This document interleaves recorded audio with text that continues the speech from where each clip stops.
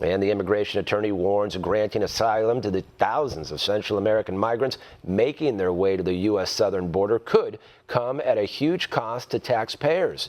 Here's One America's Gabrielle Cuccia from Washington. As thousands of migrants continue to the U.S. border in pursuit of asylum, law experts are raising concerns over the potential threats the caravan may pose. The rest of the world following our media, and I think over the last few months you've seen political leaders saying abolish ICE. You've seen us step back from family separation. You've seen a president who ran on strict enforcement at the border and building a wall have full party control of Congress for 2 years and not be able to get a vote on funding to build a border wall. So says immigration attorney Michael Henry, who believes this has encouraged the migrants to exploit the U.S. border. And as DOD capabilities are limited to maintaining barriers and logistics, Henry warns this may not be enough. It sounds great. It sounds tough. It's a lot of bravado. But what are we going to do when this caravan could be potentially 14,000 people by the time it hits the border? Are our troops, are our border patrol, are our local law enforcement going to open fire on civilians if they're bum rushed?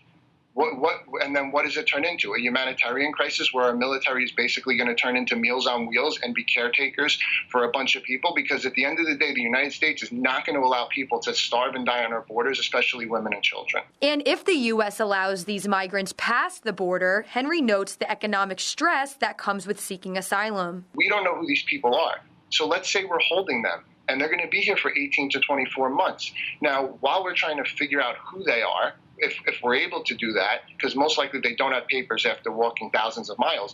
Now, who's going to pay for their legal services? Who's going to pay to feed them? Who's going to pay to house them? Who's going to pay for their medical services? Because we're not going to let people, if these people are really walking this far, they're going to have some medical condition. Henry also stresses the caravan may serve as a proxy for crime organizations operating in South America. I don't think people understand, for example, the extent of how much control the drug cartels have right over our border, how active Hezbollah is in South America.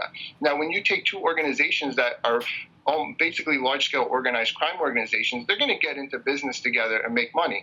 Now, let's say 14,000 people are at our border. All you need is 15, 20, 30 people to be terrorists or drug carriers or anything like that to make things cause a lot of chaos in this country. And that's something that this is basically an ad right now to build the wall.